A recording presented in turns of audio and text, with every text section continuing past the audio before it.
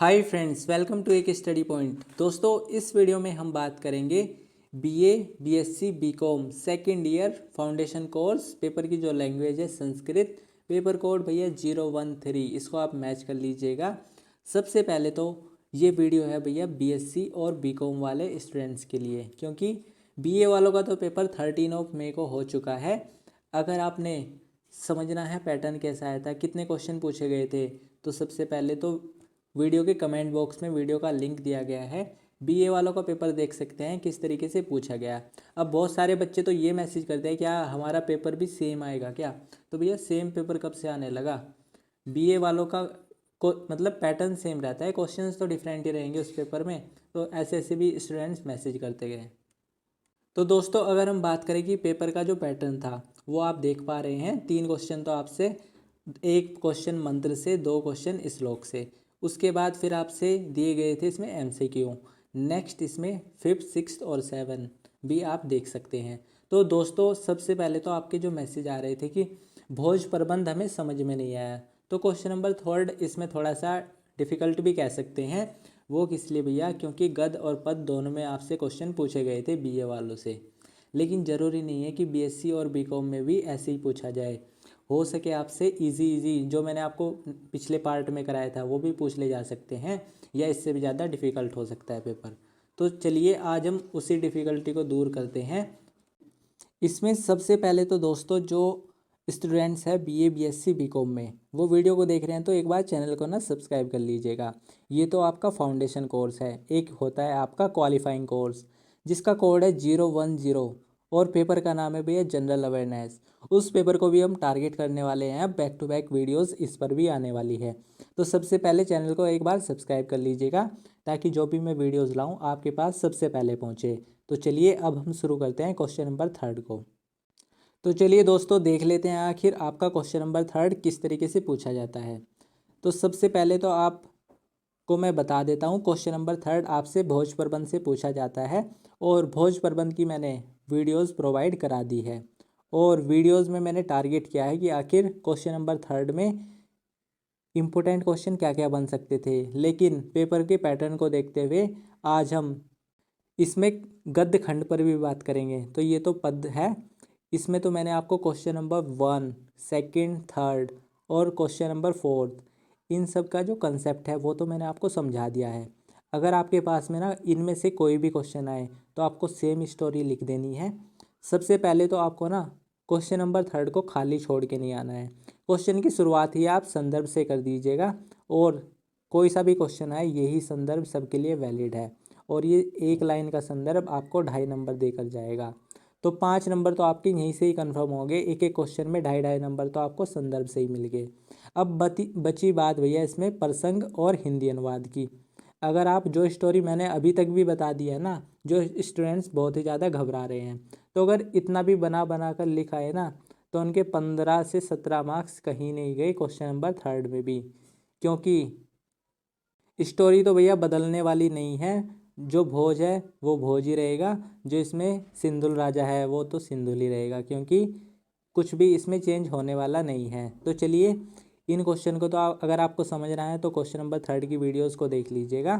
अब हम इसमें बात करेंगे भैया पद पर। पद हमने देख लिया है, कुछ और देख लेते हैं इसमें। पद में इसमें एक क्वेश्चन और इम्पोर्टेंट बनता है, वो है इसमें 29। इसको मैं स्टार कर देता हूँ, आपके पेपर में पूछा जा सकता है। नहीं भी पूछा जाए तो ये जो स्टोरी है ना, ये आपके काम की है, ये आपको कई क्वेश्चन में हेल्प कर सकती है। तो इसको ना आप एक बार खुद से पढ़ लीजिएगा, क्योंकि सिंपल सिंपल लैंग्वेज में दिया गया है। अगर आपको मैं बता भी दूँ ना, स्टार भी कर दूँ, तो उस चीज़ों का अगर आप पढ़ लेते हैं ना, अगर जो इसमें वर्ड दिए गए होते हैं, जैसे मैं आपको बता देता हूँ, देशे देशे भवने भवने, तो यहाँ से ना आपको चीज़ों को ना मैच करना सीखिए अगर आपको आंसर लिख के आना है। ये तो पद में है, तो यहाँ से तो आपको बेसिकली इसको याद ही करना पड़ जाएगा। तो अगर ये स्टोरी आप समझ ले, याद कर ले, ये इसकी एंडिंग भी है, आपको कई क्वेश्चन में हेल्प करेगी। अब जो दोस्तों इसमें गदखंड आता है ना, उसकी मैं आपको ट्रिक बता देता हूँ थोड़ी सी, आप कैसे क्वेश्चन से डील कर सकते हैं। सबसे पहले तो आपको एक लाइन नहीं दी जाएगी, लाइन दी जाएगी आपको 3 से 4 लाइन। तो उन 3 से 4 लाइन में आप समझने की कोशिश करना कि चल क्या रहा है भैया। जो स्टोरी मैंने बताई ना वो तो ठीक है, इतनी भी चल जाएगी। उससे ज़्यादा भी अगर आपको पढ़ना हो ना तो मैं अभी आपको 2-3 पेज बताऊंगा, 2-3 पेज को पढ़ लीजिएगा। एक भी क्वेश्चन उनसे बाहर नहीं पूछा जाएगा, क्योंकि एक स्टोरी तो है। आपने ये जो लाइन दी गई है इनसे समझिए, अधो धरा रज्जे सिंधुल सज्ञो राजा। तो यहाँ से ना समझने की कोशिश कीजिए कि क्वेश्चन में क्या बात चल रही है। तो यहाँ से अगर हम देखें, महाराजाधिराज भोज की कथा के अंतर्गत उसके वृद्ध पिता संदुल द्वारा बालक भोज तथा राज्य दोनों को ही अपने भाई मुंज को सौंप देने का वर्णन प्रस्तुत गद्यांश में किया गया है। तो ये स्टोरी तो मैंने आपको उसमें ही बता दी थी जो हम पीछे पढ़ के आए हैं। तो पद और गद्य में कोई इतना ज़्यादा डिफरेंस नहीं है, आपको सिर्फ इसमें चीज़ों को समझना है। तो दोस्तों अगर आप चाहते हैं ना कि हमें तो भैया डिक्टो ही लिख के आना है, जैसा किताब में लिखा है ना, एक एक वर्ड आपको सेम लिख के आना है, तो उसके लिए मैं आपको कुछ क्वेश्चन बता सकता हूँ जो इम्पोर्टेंट है। वरना जो स्टोरी मैंने समझा दी इतना भी आप अगर लिख के आ जाएंगे तब भी आपका काम चल जाएगा। तो इसमें कुछ क्वेश्चन को मैं स्टार कर देता हूँ, उन क्वेश्चन को आप खुद से पढ़ लीजिएगा और जैसा इसमें लिखा है ऐसा भी लिख के आ सकते हैं।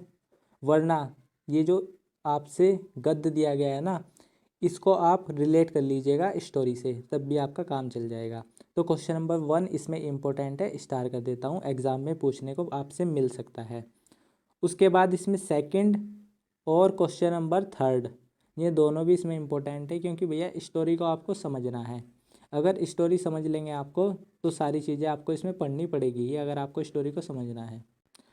तो दोस्तों इस वीडियो मतलब इस पेज का भी आप स्क्रीनशॉट ले लीजिएगा और एक बार इसको खुद से पढ़ लीजिएगा। मैं पढ़ पढ़ के बताऊंगा तो सिंपल लैंग्वेज में लिखा गया है, आपको समझ में वैसे भी आ जाएगा अगर आप खुद से पढ़ लेंगे। उसके बाद इसमें एक पेज ये है, इसका भी आप स्क्रीनशॉट ले लीजिएगा और इसको भी खुद से पढ़ लीजिएगा। उसके बाद इसमें एक पेज और दे देता हूँ जो आपको हेल्प करेगा क्वेश्चन में। वो है भैया इसमें क्वेश्चन नंबर 9 और क्वेश्चन नंबर 10, इन दोनों क्वेश्चन को भी आप एक बार पढ़ लीजिएगा। उसके बाद मुझे नहीं लगता कि इसमें आपका कोई भी ऐसा क्वेश्चन हो जो आपसे एग्ज़ाम मतलब इस जो कंटेंट मैंने दिया है इससे बाहर पूछा जाए।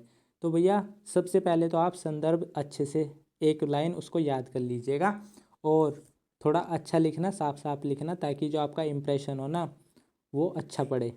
तो चलिए दोस्तों, ऐसा इसमें कोई पीएचडी करने के लिए नहीं है, संस्कृत का आपका पेपर है तो इसको आप अच्छे से करके आना। उसके बाद चैनल को ना एक बार सब्सक्राइब कर लीजिएगा जिन्होंने अभी तक भी नहीं किया, क्योंकि अभी 010 पेपर को भी हमें अच्छे से कंप्लीट करना है।